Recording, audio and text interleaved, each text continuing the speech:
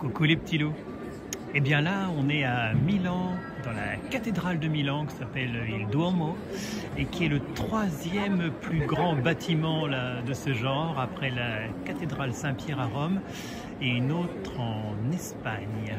Donc voilà, ce que je voulais vous montrer, c'est qu'elle comporte 52 piliers, cette cathédrale. Alors on va en faire un tour. Et là, au fond de la cathédrale, on peut voir une superbe collection de vitraux. Alors les vitraux à l'époque gothique, hein, c'est chouette comme tout parce que on a réussi à faire d'immenses fenêtres comme ça, donc on laisse rentrer la lumière et on met des vitraux qui racontent des histoires. En fait, tous ces vitraux sont des livres d'images qui illustrent les Écritures, la Bible et tout ce que ça raconte, parce que les gens ne savaient pas forcément lire, donc on leur montrait des images, vous voyez. Chacune de ces cases raconte une histoire.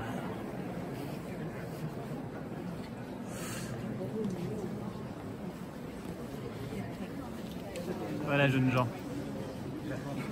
Bon, on continue la visite.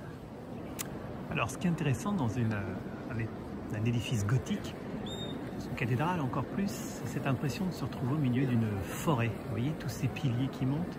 Alors là, 52, c'est énorme, hein, j'en ai jamais vu autant.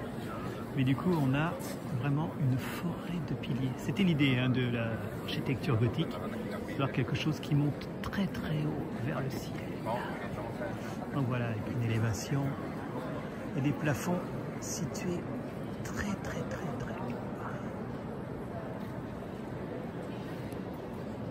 Je trouve ça fascinant comme c'est sculpté.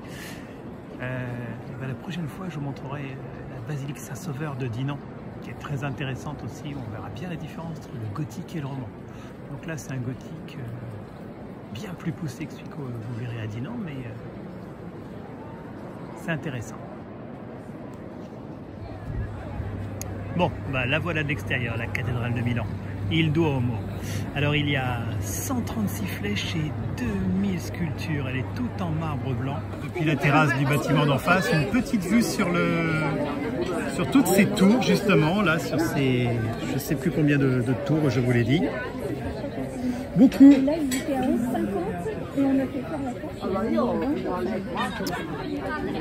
C'est quand même un joli bijou. Ben, j'en profite pour faire un tour. Nous sommes sur la place donc dite du Duomo.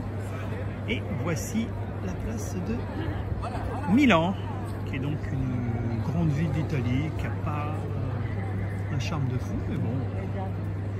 Tant qu'à être là, ça vaut le coup d'être vu tout de même, hein, n'est-ce pas? Allez, je refais le tour dans l'autre sens, parce que derrière moi, il y a des bâtiments. Allez, je vous montre ça. Et puis, il y a aussi... Donc voilà, quand on est à Milan, on regarde la cathédrale il Duomo. Hop. Un petit peu de reportage en marchant, c'est comme ça. On l'appelle le hérisson de marbre, tellement elle a de flèches. Alors là, on est dans la Scala de Milan. Parce que s'il y a un endroit pour lequel Milan est extrêmement connu, c'est la Scala, qui est un opéra. Alors là, je suis dans l'escalier et on va aller voir la salle. Et là, on va rentrer dans une des loges de la salle. Il faut que je vous montre ça. Alors, c'est comme si vous veniez au théâtre et que vous aviez votre propre loge. Regardez ça. Et vous arrivez dans une des salles les plus fameuses au monde, qui s'appelle la Scala. Voilà. La Scala de Milan.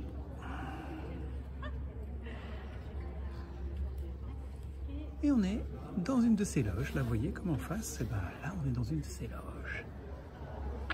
Elle n'est pas belle la vie? Alors, l'opéra, ce sont des chanteurs. Là, vous voyez un extrait d'une Don Giovanni, Don Juan.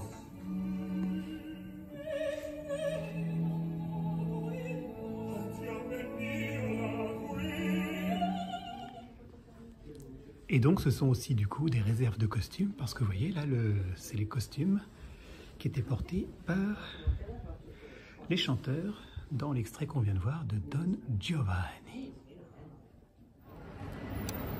Bon, et si vous demandiez à quoi ça ressemble la Scala vue de l'extérieur, ben voilà, c'est pas excellent. Alors je suis revenu en soirée pour la voir ouverte.